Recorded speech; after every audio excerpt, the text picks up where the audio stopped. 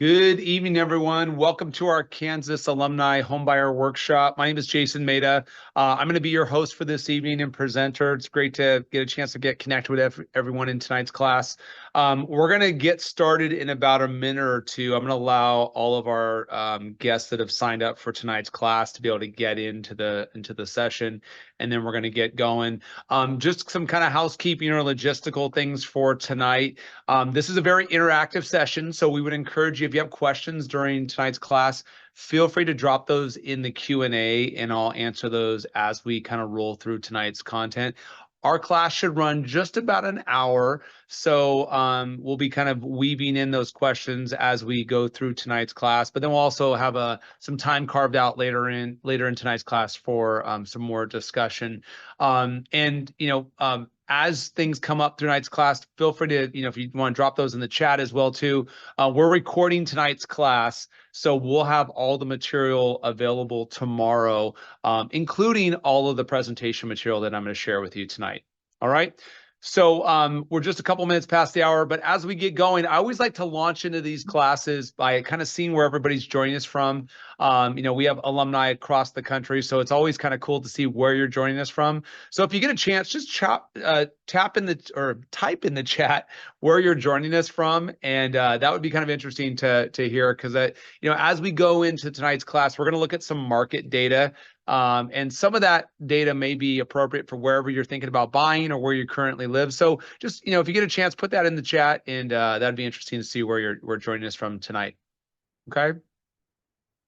All right, let's go ahead and dive in. I think we've got some few more that are joining us, but let's go ahead and start rolling into it. So this is our first class for Kansas University alumni, and I can't be more thrilled than to be able to present this content to you tonight. So we're going to get a chance to present this 3 more times over the course of 2024 to our alumni and guests of KU alum. So and what we do with these home buyer workshops is help educate you on what will hopefully be your biggest home purchase or investment you make in home buying here in the next years to come. So we want to help provide you with all the tools and resources that you need on this journey towards home ownership. And a little bit about me. Again, my name is Jason. I'll be your presenter for tonight. I work for a company called American Pacific Mortgage. We're a nationwide lender.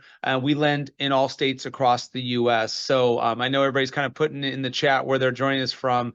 But whether you're in Kansas, or you're on the East Coast, or you're in California or Texas, wherever, we're here to help support you wherever your goals are for home ownership. And we specialize in first-time home ownership. So a lot of what we do is educationally based, because we understand kind of the needs that first-time buyers have. And we do that through many of our partnerships that we have, like the KU Alumni Association. So we're really excited to be able to present this content to you tonight, and really grateful that you decided to spend your Wednesday evening with us. I know there's a lot of better options, if you will, on a Wednesday night, but really grateful that you decided to stay and stay with us tonight for that.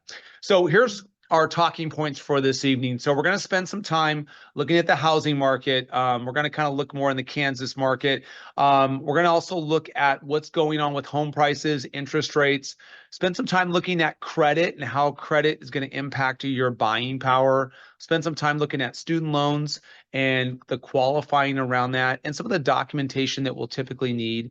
We'll also look at loan programs that are available to you as first-time buyers, spend a brief amount of time looking at assets that you typically need to have for both your down payment as well as closing costs to buy a house. We'll talk a little bit about assistance programs. So wherever you're going to purchase, whether that's right there in Kansas, or you're out in California, East Coast, whatever it is, there's a variety of different first-time buyer programs that are available to you as resources. And then as we kind of get to the latter stages of tonight's class, we're going to look at the buying process. So if I leave tonight's class and I say, you know what, I really want to look closer at what the path to homeownership looks like for me, we're going to give you some workflow towards that, including kind of our guide to a consultation. And a consultation is where we do a one-on-one session with you to help kind of design a home buying plan. Okay. All right. Well, again, I'm really grateful that you guys decided to join tonight's class. And as we launch into tonight's class, I want to first talk about the benefits of buying a house. Again, this is going to be probably one of the biggest investments you make in your upcoming financial futures. So the fact that each of you that are in tonight's class have taken a time out of your busy Wednesday nights to think more about home ownership is a huge step in the right direction. And there's a lot of great benefits that come along with owning a home. First of all, you get a chance to create better stability with your housing budget. So you're not worried about a landlord that's calling you and saying, "Hey, Jason, time to renew your lease. Guess what? It's $500 more a month," whatever the case may be. There's equity that grows over time with purchasing a home. This is an asset, so you have the opportunity to pass along that asset to the heirs of your estate. And there's still some tax benefits, believe it or not, that come along with owning a home. So when you look at ownership, there's also deduction benefits potentially with the interest that you pay on a mortgage. And so as we think about home ownership, I think a real important part to kind of move into is around the budgeting side of things. So I want to kind of transition us into the budgeting side. And so what we're going to do, I'm going to screen share with you guys a calculator. In case you missed it earlier, all the presentation material that I share with you this evening, we're going to send back out to you via email, so you can run some of these calculators that I'll share with you tonight for your own particular scenario. So, because I know and I see this in the chat, we're in a variety of different areas, and so depending on where you want to purchase, that's obviously going to influence the level of purchase price and overall budget. So let's dive in and talk a little bit about a rent versus buying calculator budget. So here's this tool. This tool is brought to us by Fannie Mae, and the link will be in the presentation material that I send to you. But let's kind of show you how we built out this. And this is kind of a what if scenario, just so you can get a chance to check it out. And the what if would be, let's say we bought a house for $250,000. The minimum down payment that we're going to learn about during our program session tonight is 3% as a first-time buyer. And then we have to estimate property taxes into our monthly budget. Generally speaking, in the lending world, we're going to take 1.25% of the purchase price, and that's how we're going to kind of factor property taxes. But it really varies on where you decide to purchase. There's homeowners insurance costs that come along with insuring your home, and then we want to factor in maintenance costs for the house. All right, so the older home maybe that I purchased might have a little bit more in maintenance costs that we want to build into our monthly budget, because we're trying to figure out cash flow and what that's going to look like for me, because we're looking at going from renting at a certain amount of money up to buying at the $250,000 level. And let me just kind of back up for a second. I want to just make sure I highlight this. In our calculation here, we're going to factor in a rent payment of $1,250. And we're going to assume that our rent will increase about 5% on an annualized basis. Okay, now I know that does look a little bit different for everyone depending on where you're currently residing. Most of us, looks like in the chat, we're in the Kansas market, but if we're in California or Pennsylvania, I know that's going to look a lot different for some of you. But this will give you kind of a little bit of a baseline to consider.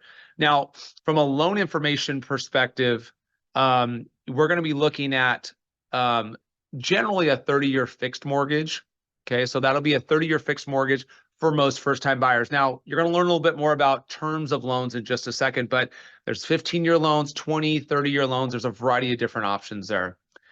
And then the average interest rate right now across the country is about 6.875%. Lenders will have costs in financing, and those are called origination charges. Now, because of our partnership with KU Alumni, you actually get discounted origination charges. We lower our costs by $750 for your home financing. So that's a huge benefit for you with home financing with American Pacific Mortgage. Discount points are going to be an option you have as a consumer to lower your interest rate option by paying additional costs out of pocket. And they're called discount points. Usually one discount point will equate to a 1% cost on that, that we call it a buy down or discount point. So 1% of your loan amount will be the discount point, and it usually equates to a 0.25% reduction in interest rate. So in today's market, where, as we all know, interest rates are a little bit higher, some clients will choose to do discount points, but it's not something we always advise, because at some point in time, some of our first-time buyers that now become existing homeowners will be looking to refinance at that time. And it usually takes about 2 to 3 years to break even on investments like discount points. And then there's other settlement services. Those are going to be things like attorney's charges or title and escrow fees, depending on what state you're going to buy in. And then the last tab is going to be other assumptions. So we're going to assume that this home will go up about 4% in appreciation on an annualized basis. That will vary for different parts of the country. We're going to assume that we're going to be in this house 7 years. And then that eventually at the end of 7 years, the cost of selling that home is roughly about 10% of the sales price. That includes agent fees to sell the home, some of the closing costs that a seller's responsible for.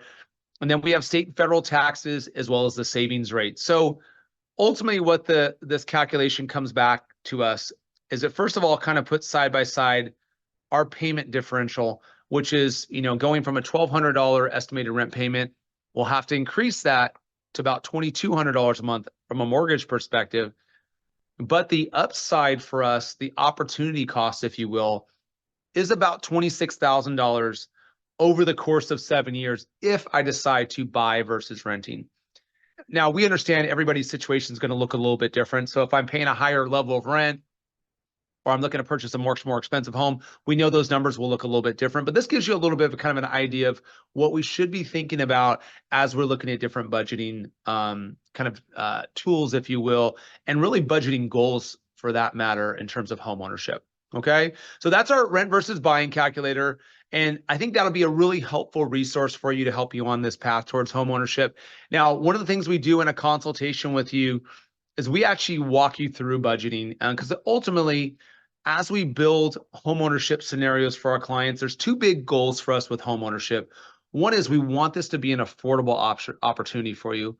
And then more importantly, that we want this to be sustainable for you. So over several years of homeownership, it feels really comfortable for you where it's not the strain of making a mortgage payment on a monthly basis.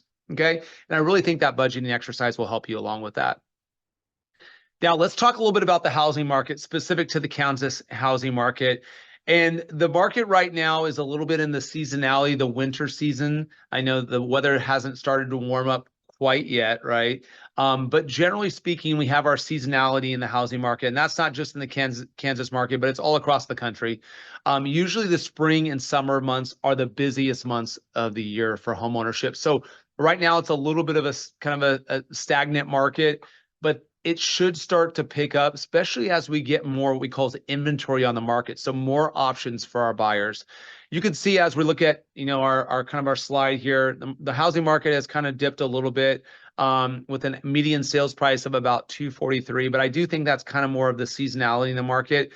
Nationwide, we're expecting about a 10% increase in inventory across the market because as we look at the housing situation, a lot of it has been kind of pent up with issues around not enough choices for buyers. Demand will pick up this year because we're expecting interest rates, which we'll talk about in just a second, to kind of start to drift down towards the middle of this year. Interest rates still remain relatively high as compared to historical levels. So as rates start to come down, we'll see buyer activity start to pick up. Generally speaking, as interest rates drift lower, home prices generally come up. It's really a supply and demand type of situation right now in today's market. So we have very limited supply. The demand is still relatively strong, even with today's interest rates. So as we move into the spring and summer buying months, we probably will see home prices level out in some markets. In some markets, we'll probably even see home prices start to lift up a little bit, especially if interest rates begin to cooperate. From an interest rate perspective, interest rates on average are about 6.875%. That's certainly higher than the historical levels of interest rates. As you can kind of see over the last 12 months, we've seen a lot of activity in interest rates. We reached our peak of interest rates in October, where interest rates stretched all the way up to 8%. That was an interesting day, to say the least, because interest rates really came to a super high level that really just decreased affordability for a lot of our buyers. Now, that looks significantly different than what we saw during the pandemic times, where rates touched down as low as 2.5%, obviously created a huge buyer frenzy, but more importantly, a big refinance frenzy where many existing homeowners were trying to kind of lower those interest rates to help improve savings for their mortgage payments. Now, we're certainly not at the 8% levels of interest rates today. We're at the 6.8 level. I think everybody is waiting for interest rates to drop. We thought we would see that a little earlier in 2024, but inflation still remains higher than where the Federal Reserve would like to have it, that 2% inflation level. So we're still a ways off from that. Our sense is that we'll probably see interest rates start to drift lower at the middle of the year. Federal Reserve Chairman Jerome Powell spoke on Capitol Hill today, talking a little bit about, kind of the approach that the Federal Reserve is using in interest rates. While they've seen some improvement in inflation, it's not quite to the goals that they wanted to get to. So I think we're probably in this interest rate environment for a few more months. We'll probably start to see some tick down in interest rates, hopefully, like I said, by the middle of the year. But generally speaking, lower interest rates can lend to higher prices of homes. So as we're considering home ownership, whether that's a goal for 2024 or maybe 25 or 26, those are things that we want to take into consideration on this path towards home ownership. Now, interest rates are not the same for all clients that are looking to purchase a home. There's various characteristics that make up an interest rate. So it has to do with credit eligibility, loan products that you select, can be the amount that you decide to finance, how much you decide to put down. So whether that's a 3% down payment option, maybe it's 20%, those interest rate scenarios will look a little bit different. We talked a little bit about discount points, and that's where I'm paying additional costs out of pocket to help bring down my interest rate. So just as kind of a review on that, a discount point is where I'm going to pay those additional costs. So 1 point usually equates to 1% of my loan amount, and that will generally bring down my interest rate about 0.25%. Okay. So again, it's not something that we would necessarily recommend for first-time buyers right now, because there's a high probability in the next 2 years, maybe 3 years, that you're going to have an opportunity to refinance and help bring down that interest rate. And then the term of your loan can also impact the interest rate. So generally speaking, the shorter my term is, the lesser my interest rate is going to be. But for most of our first-time buyers, they're going to elect a 30-year fixed option. Okay. As we meet with you for your consultation, we're going to figure out what the best fit is for you, because we want to create that home buying plan for you that helps you on that path towards homeownership and is in line with those two big goals of affordability and sustainability in homeownership.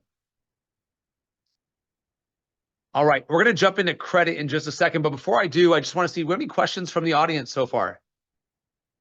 And if you don't, that's okay, but I just want to make sure we get any questions answered for you on air. If you do have a question, just go ahead and drop it in the Q&A, and I'll go ahead and answer that on air for you.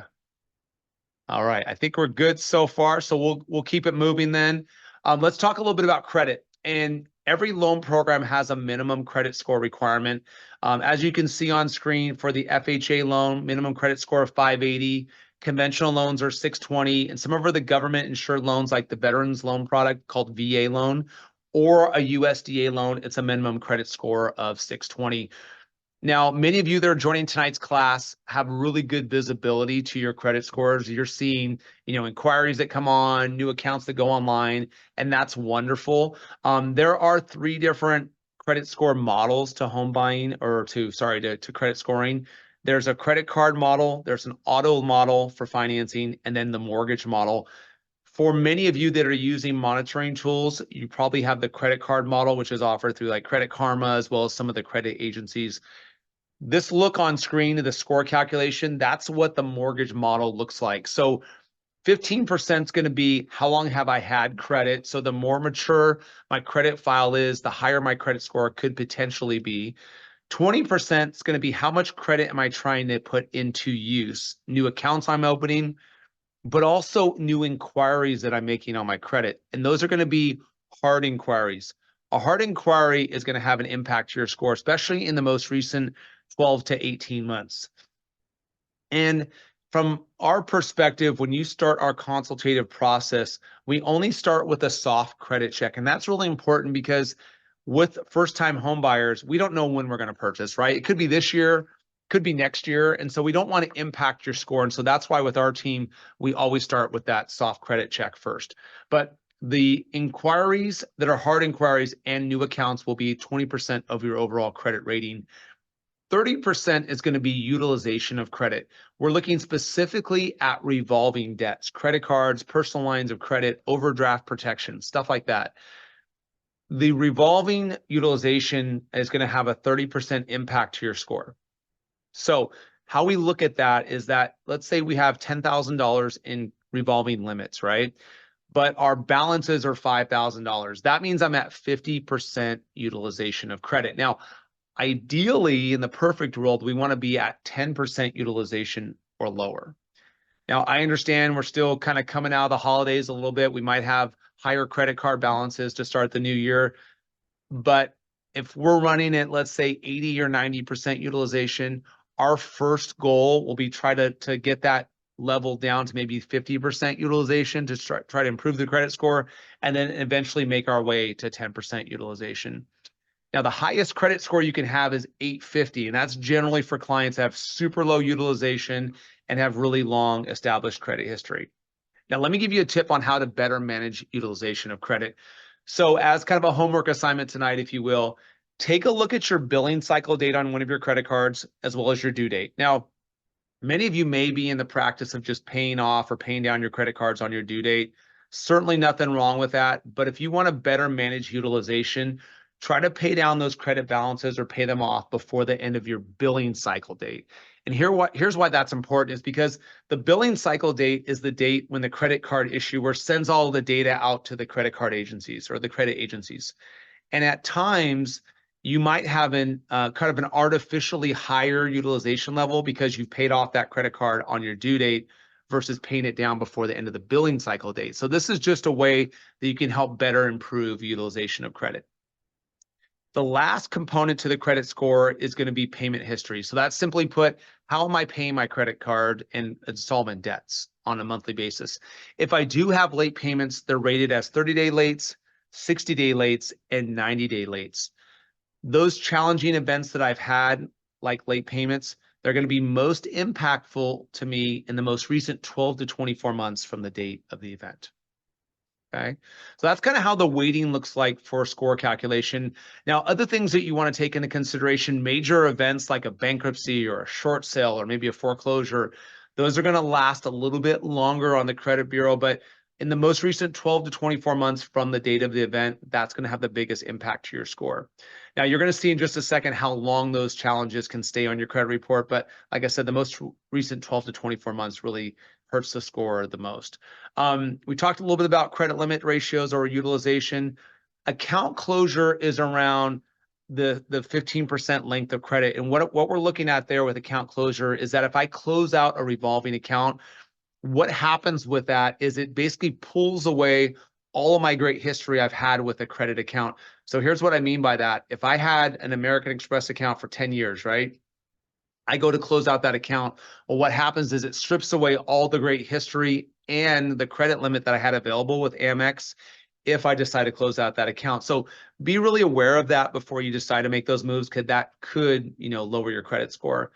And then in the lending world, we pull all three agencies' credit scores. So we pull Equifax, Experian, and then TransUnion, right? So we get all three different scores from those different agencies.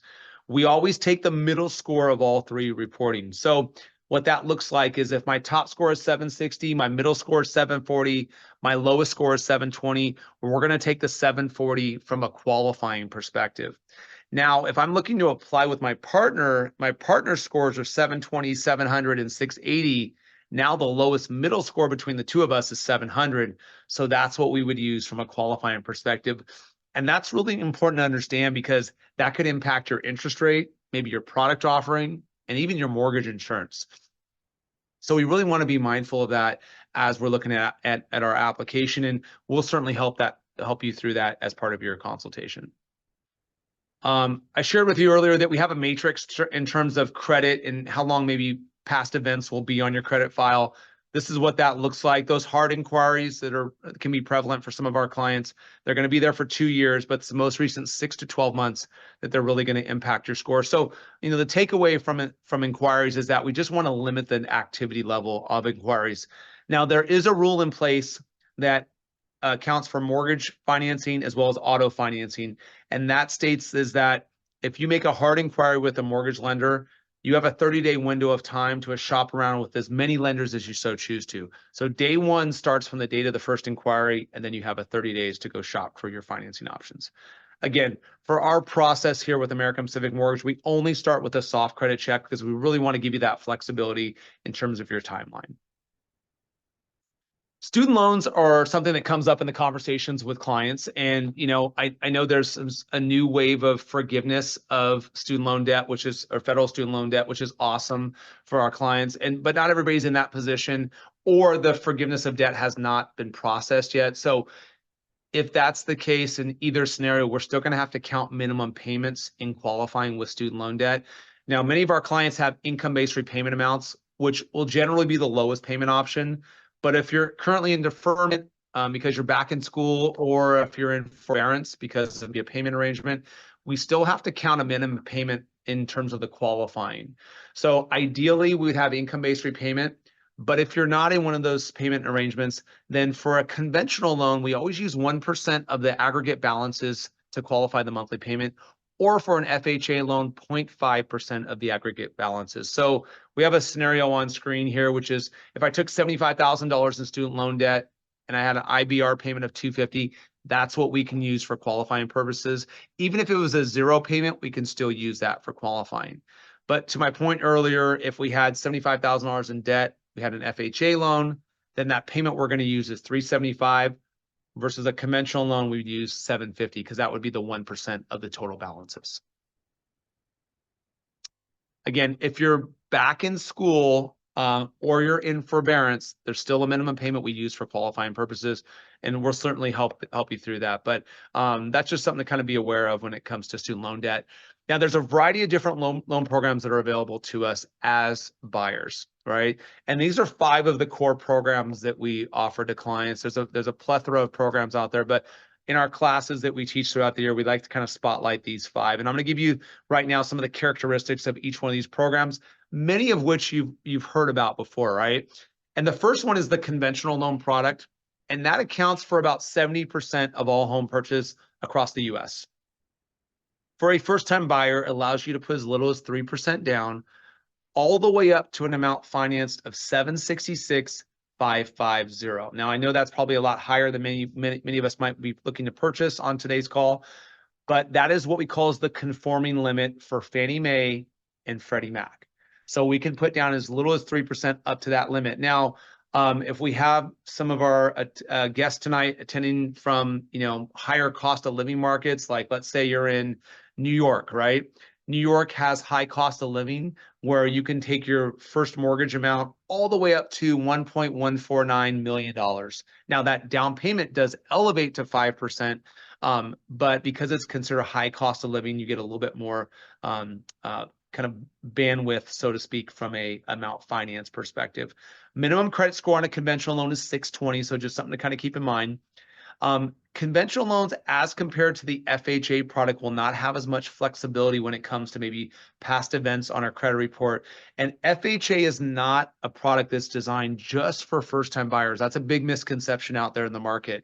The minimum down payment for an FHA loan is 3.5% of the purchase price. Now, FHA loans have that flexibility from a credit score perspective too as well, because you can go all the way down to a 580 credit score. Just like conventional loans, there's also high cost of living thresholds. So in higher cost of living states, we can go up to the $1.149 million mark. But for most of our clients looking to purchase, especially clients in Kansas, the maximum loan amount with FHA will be $498,250. So that's a little bit different than the Fannie Mae and Freddie Mac loan amounts. So FHA will be down to a $498,250 loan amount. Now, for our clients that have veterans eligibility for the VA loan, the VA loan's an amazing product. Allows our veterans to have a 0 down payment option. There really is no limit amount on a VA loan as long as it meets within qualifying. For the most part, it's probably in the $1 million to $2 million loan range. Minimum credit score for the veteran is 620, but with the VA product, it allows a lot more flexibility in terms of the underwriting and just qualifying for the veteran. The USDA loan, and that's going to be for clients that are choosing to purchase in USDA deemed rural areas. There's 2 big qualifiers with the USDA product. It has to be rural, of course, and then there are income requirements by the household size. The loan amount goes up to the conforming amounts, and it's 100% financing. So that's one of the nice aspects of the USDA product. USDA does have what they call a guarantee fee. and then they have a monthly guarantee fee that's charged. A little bit different than what would be in terms of mortgage insurance, but USDA charges that upfront fee of 1%, and there's a monthly guarantee fee. And those are one-time fee options. And then the jumbo loan is going to be for our clients that need to finance a little bit more than what maybe Fannie Mae or FHA can allow for in terms of loan amounts. Not very common for first-time buyers, but it's certainly a resource that's available to you. The big difference is higher credit score requirements on jumbo loans. Usually it's at least a 680 credit score, and the down payment is elevated. It's usually 10 to 15%. And there's another addition to a jumbo loan, which adds in reserve requirements. Those are additional assets that I have available to me after I've contributed my down payment as well as my closing costs. Reserves can generally be 12 months the equivalent of my total monthly payment. So if my payment's $7,000 a month, my reserve requirement would be like $84,000. Okay, not very commonplace for a first-time buyer to choose a jumbo product, but certainly a resource that's available to you. Most clients are going to be electing a conventional loan or an FHA loan as first-time buyers. So as we kind of go a little further down the kind of the product characteristic path, I think it's important to talk a little bit about PMI. And there's a lot of kind of misconceptions around PMI, but ultimately PMI comes into play when I put less than 20% down to purchase a home. And we're going to first talk a little bit about conventional PMI, and then we're going to compare that to FHA PMI. And conventional PMI has various payment options. You can select to pay that PMI on a monthly basis. You can split that up between monthly and some of that upfront. There's single premium. There's what we call as lender paid, where you're basically elevating your interest rate to buy out the mortgage insurance. And with PMI, and by the way, PMI stands for private mortgage insurance. In case I didn't mention that earlier. Private mortgage insurance is in essence providing insurance for the lender against default, in essence, right? So if I'm putting less than 20% down, the lender has protection against me potentially defaulting on my mortgage. Now, there's different characteristics that go into the premium cost of PMI. I will say that many of you that are doing searches on Zillow or Redfin and maybe running their payment calculators, unfortunately, their payment calculators aren't really kind of calibrated correctly to actual PMI amounts because PMI takes into consideration three big factors. It's credit score, what I put down in terms of down payment, and then how much I decide to finance. Those all go into the equation for PMI. Think about PMI like auto insurance, right? So if I have a really nice car, maybe I drive a lot, I may be more in maybe a higher theft area. My insurance on my car might be a little bit more expensive. PMI kind of looks the same way. Higher my down payment, higher my credit scores, less I finance, the cheaper my mortgage insurance is going to be. Okay. Now with conventional mortgage insurance, there is a cancellation option. So generally speaking, when I have 2 years in my loan and 20 to 22% equity, I can cancel the mortgage insurance. So if we look at an example below here, this is kind of what conventional mortgage insurance would look like. So let's say I financed $250,000. I had a 740 credit score, and I put down 3% to buy my house. My mortgage insurance is about $135 a month, something like that. Okay. Now, if I can elevate that down payment, maybe I can get to 5%, maybe it's 10% down, then that mortgage insurance will adjust down accordingly. So that's on the conventional side. FHA wise, there's two forms of mortgage insurance. There's upfront mortgage insurance, which is the equivalent of 1.75% of my loan amount. There's also monthly mortgage insurance, which is 0.55% of my total loan amount. And we divide that by 12 and we pay it back on a monthly basis. FHA mortgage insurance cannot be canceled unless I decide to refinance out of the FHA loan. So that's a super important characteristic. So if I do elect to do FHA, the only way I'm going to be able to cancel mortgage insurance is if I decide to refinance out. My perspective on FHA is that it's going to probably be more of a temporary solution for our buyers to get into home ownership, not necessarily going to be the long-term solution, especially because of the non-cancellation option with mortgage insurance. If we look at FHA PMI, we take the same total loan amount, $250, we plug in the monthly PMI, the monthly PMI factor of 0.55% plus the upfront. It's going to be almost close to the conventional amount. Depends on how that all kind of calculates out. But I think ultimately, I think it's important to understand that the FHA mortgage insurance is going to have that upfront that gets added into your overall amount financed. Okay. Now, when you look at the different options, you may say, well, why would I consider FHA over conventional or vice versa? It all depends on the overall qualifying and what ultimately the better fit is for our buyers. As I mentioned earlier, FHA is going to have a little bit more flexibility in terms of the guidelines, lower credit score requirements. Maybe I had a late payment on a student loan because it came out of forbearance and I totally missed it, or my overdraft didn't kick in.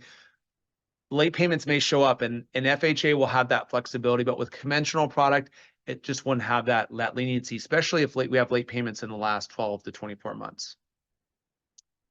So we had a question in the Q&A, so I'm going to answer it on air for the group here. What would qualify a purchase without PMI?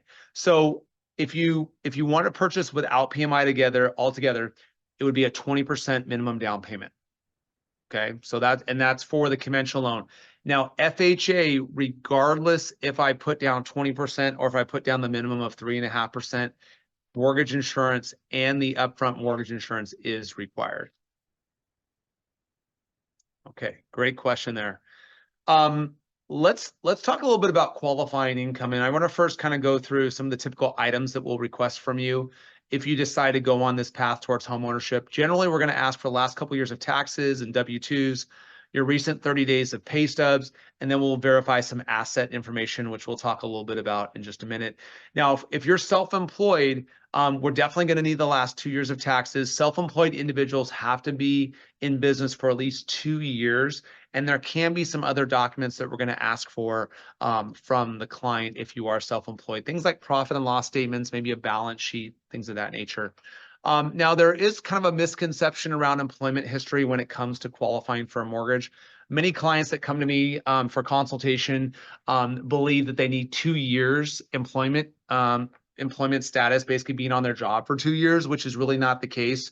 The way the rule works is that you have to have 2 years of employment history and/or education. And so I think that's really important, especially for our alumni group here, and here's an example. So let's say I graduated from KU in fall of last year, right? And now I'm on my job, everything's going good. I spent 4 years at KU, I'm on my job. The time that I spent at KU, that educational background supports my 2-year work history, even if I've only been on the job for a couple months.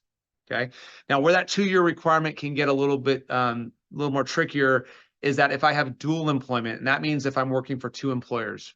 So I see that often in the healthcare industry. So sometimes we'll have a client working at one clinic for 30 hours a week, another clinic for 20 hours a week. In order to count both streams of income, we do have to show that we've been on both jobs for 2 years in order to factor that into eligibility. Okay.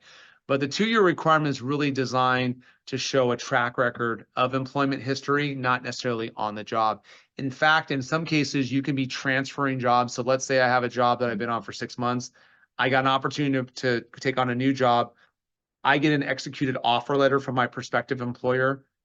As long as I'm going to be starting that job in a relatively reasonable period of time, I can use that new offer letter to help towards my qualifying for my new home purchase. Okay. Now, one of the questions that comes up from our prospective buyers is around supplemental income that we have out there. So I'm applying for my mortgage, but let's say I have room rents or my partner contributes to the household income, but they're not going to be on the application, right? Well, in order to count that income, I would have to have a special product with like rental income being as an add-on. But generally speaking, those sources of income cannot be included into qualifying unless, let's say, my partner is going to join me on my application for qualifying. Okay. Now, last thing I want to kind of touch on here is additional employment. Like, let's say I'm driving for Uber on the side or maybe a DoorDash. If I have a 40-hour work week job and I do that on the side, as long as I can show that I've been doing both my 40-hour work week job throughout the week and the Uber driving simultaneously for the last 2 years, then we can use both sources of income for qualifying. Okay. All right. Staying with the theme of income, there's a calculation we use in financing. It's called debt to income ratio. Really pretty simple calculation, but it does take into consideration your gross monthly income versus your monthly expenses. Now, we're not looking at like your entertainment expense or dry cleaning or childcare expense. We're looking at simply most things that just appear on your credit report: credit cards, personal loans, auto loans. And then we also want to take into consideration the new expected housing budget. So here's what this looks like.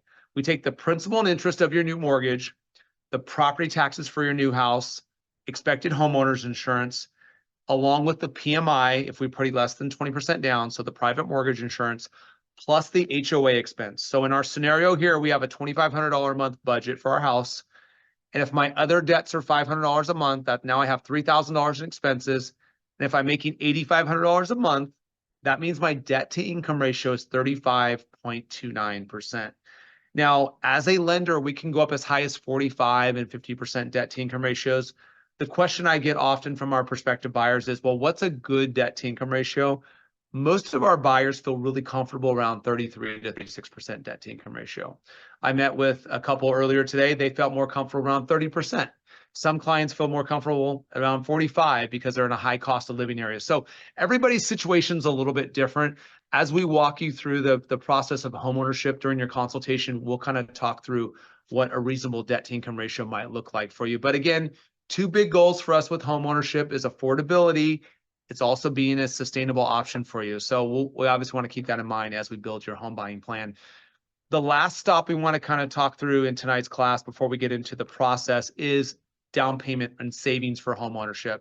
There's a variety of different sources of assets that can be used towards homeownership. Checking, savings accounts, of course, sometimes retirement accounts, IRAs, 401ks, 403bs. I would encourage you to talk to your tax advisor before we kind of tap into those resources. And gift funds can be allowed to be used in home financing. In some cases, you can have a family member that provides all of your resources for your home purchase. Those funds do not need to be seasoned for home ownership. Only funds that are your funds have to be seasoned at least 60 days to purchase a home. Now, there's a whole process to take the family member through in terms of the gift funds. We generally need to have the money wired directly to the escrow account, and then we'll have the family member complete a gift letter. That's kind of what that process will look like. When I consult with clients on home ownership, there's usually kind of two challenges, if you will. One we've already talked about, which is around credit, and just because maybe I have a little bit overextended or I've had some past challenges or events as my credit report. The other thing is just going to be around savings, because we understand things are more expensive today, right? And it's difficult, especially as new first-time buyers, to save up for home ownership. And so there are assistance programs offered throughout the United States. Right there in the state of Kansas, we have first-time buyer programs that we can offer. And we can talk more offline about specific to whatever state you're thinking about purchasing in. Nationally, Freddie Mac and Fannie Mae have various first-time homebuyer options, specifically for clients that make less than 80% of the median income. Freddie Mac has the Borrow Smart program nationwide.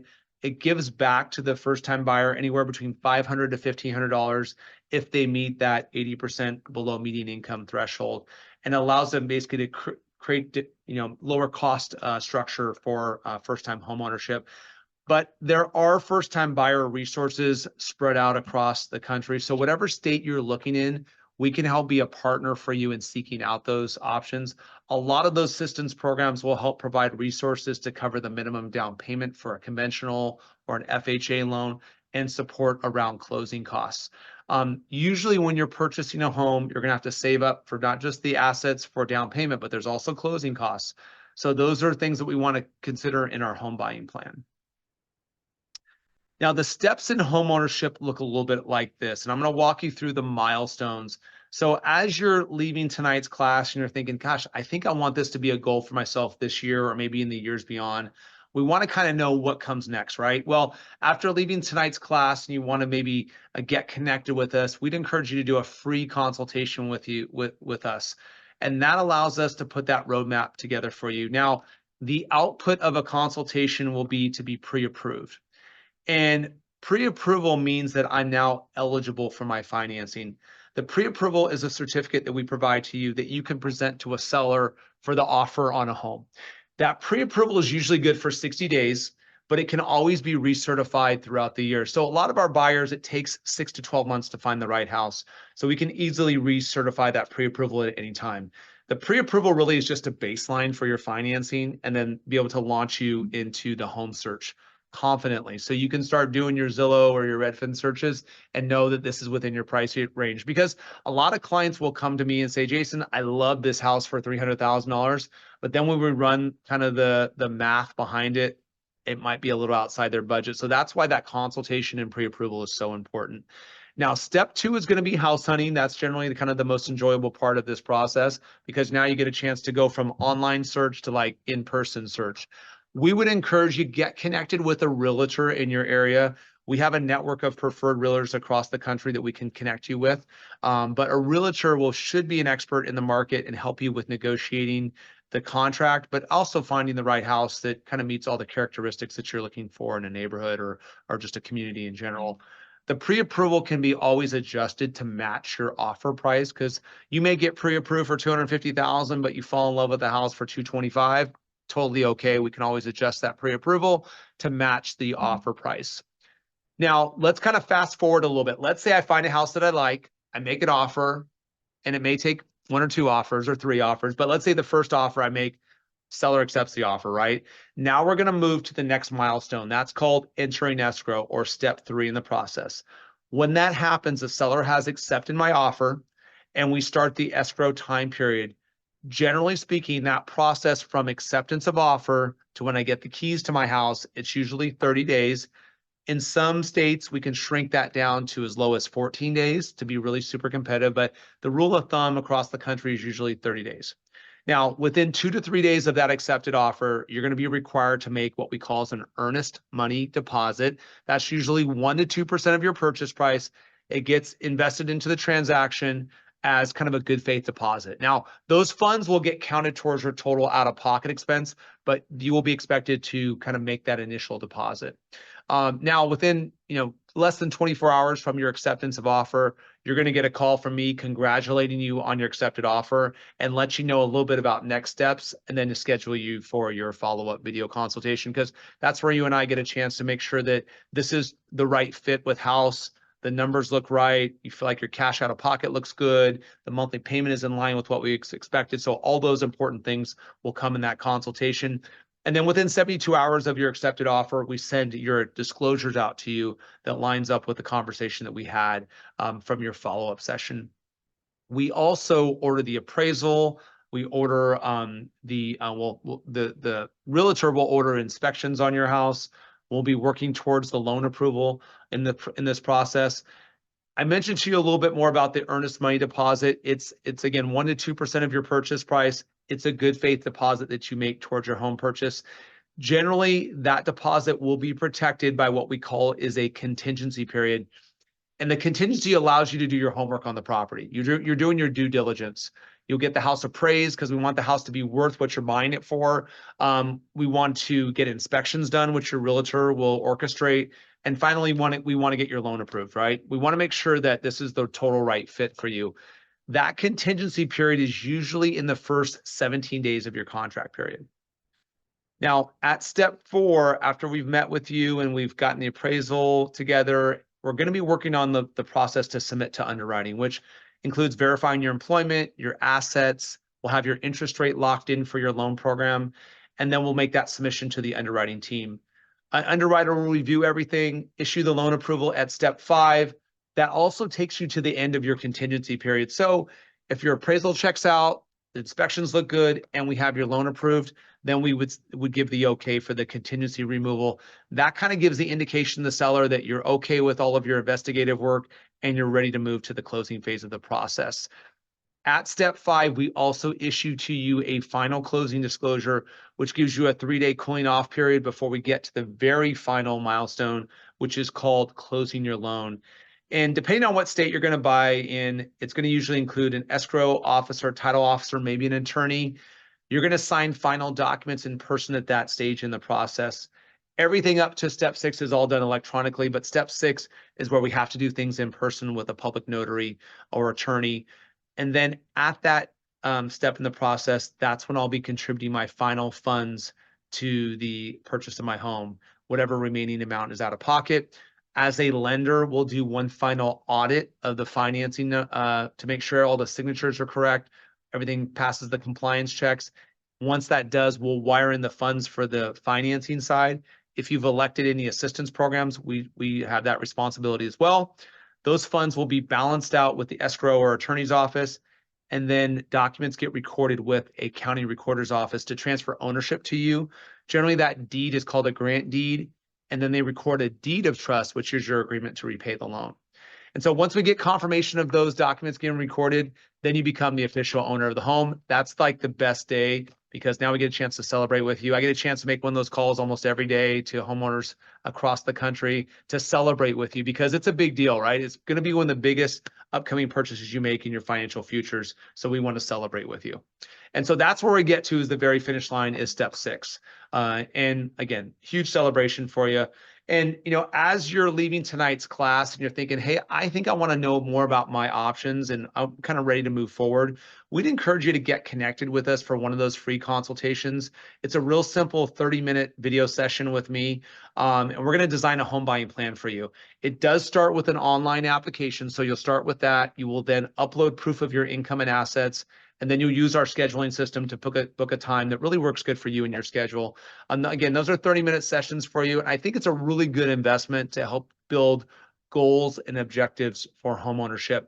Now, after tonight's class, if you do have some follow-up call, call that you like because there's some follow-up questions, we'd love to get connected with you. You can also use our scheduling links that you can see here on this screen to schedule what we call as an introductory call. Again, the consultation is a free service we provide to our clients, and it's more around designing a plan for you. And it doesn't have to be something where you're buying today. It could be like a 2-year goal for you.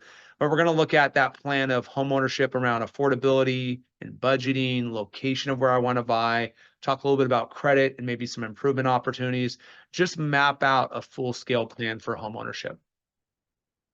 And we have a lot of great resources to help you on this path towards homeownership. This is our mobile tool. You can actually start the online application right there, upload documents from mobile. You can also follow the path of your loan through those 6 steps of home buying, all via mobile.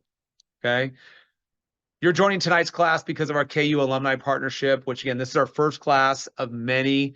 Couldn't be more thrilled to bring you this content. I do hope you enjoyed it. We also have other partnerships across the country. So if you have friends, family, maybe some coworkers that would benefit from our educational tools, they can check out some of our upcoming classes at mortgageeducate.com. We have a full scale of classes. We're teaching over 50 classes across the country in homeownership. And as I get to the end of tonight's class, I know we have a question in the Q&A. I'll get to that in just a second. Here's all my contact information. So you can feel free to email me, message me any way that works best for you. We also have a dedicated platform for KU alumni. So it's really simply kualumnimortgage.com. You can book your consultation there on that website. You can find out more about your list of benefits that we provide to you as an alumnus. And then we would encourage you to check out some of our social channels like Instagram. I think we're a pretty good follow because we like to put a lot of good information out there on first-time homeownership. And finally, we love what our clients are saying about us across the country. And because we understand this is a big step for you guys financially, so we don't take that responsibility lightly. So look at some of the experiences our clients are sharing about us online. I think that would be, kind of a really great resource for you to see kind of what, this means to other buyers that have been in similar situations like you, that have attended classes just like the one that you're hopefully enjoying tonight. So thanks again so much for coming to tonight's class. I want to spend some time now answering our questions that we have in the Q&A. I know I had one that's been in here for a little bit, but we're going to open it up for Q&A. We do have a few minutes before we're at the top of the hour. I like to be able to answer as many questions as I can for our group, and I do really appreciate everyone attending tonight's class. The first question I have is around, it looks like investment properties. So let's say we invest, let's say we have investments that they're going to use towards our home purchase. They're going to utilize that for additional funding for the down payment from an Edward Jones account. Would we have to show a record of the account to pull this money out? So yes, you would. So generally what we would do is get the most recent monthly statement for the Edward Jones account, showing the asset availability. And then once you pull the funds out, we would just want to get a transaction history showing those funds have liquidated the account. And they'll probably go into your checking account via EFT, and that would be a sufficient paper trail. All right, great question. Any other questions from the group?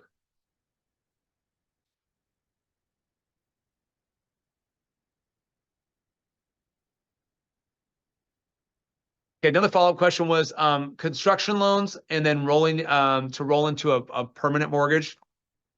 So construction loans at this time in the market can be a little bit difficult. APM has our own kind of private label construction product we're working on right now, but we're still a couple months away from that. Generally speaking, a construction loan is where you're getting temporary financing, usually for 12 months for the construction phase, and then you're going to roll that into permanent financing. So, that's something that's offered, but it's just not commonplace in today's market with kind of a little bit of instability in the economy. Okay, thanks for the feedback. Not a question, but a thank you for the class. So you're welcome. All right. And you're welcome. All right, cool. Got a lot of thanks in there. Thank you so much. All right. Any other questions before we wrap? All right. Well, thank you so much for coming to our first class for KU alumni. It was my pleasure to provide this information to you. I really look forward to getting a chance to connect with you in the near future. And as a reminder, we'll send out all the presentation material to you out tomorrow morning, included a recording video version of this class tonight as well. Have a great night.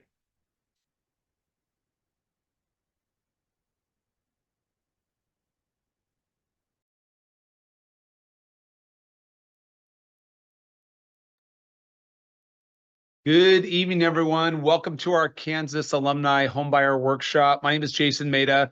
I'm going to be your host for this evening and presenter. It's great to get a chance to get connected with everyone in tonight's class. We're going to get started in about a minute or two. I'm going to allow all of our guests that have signed up for tonight's class to be able to get into the session, and then we're going to get going. Just some kind of housekeeping or logistical things for tonight. This is a very interactive session, so we would encourage you, if you have questions during tonight's class, feel free to drop those in the Q&A, and I'll answer those as we kind of roll through tonight's content. Our class should run just about an hour.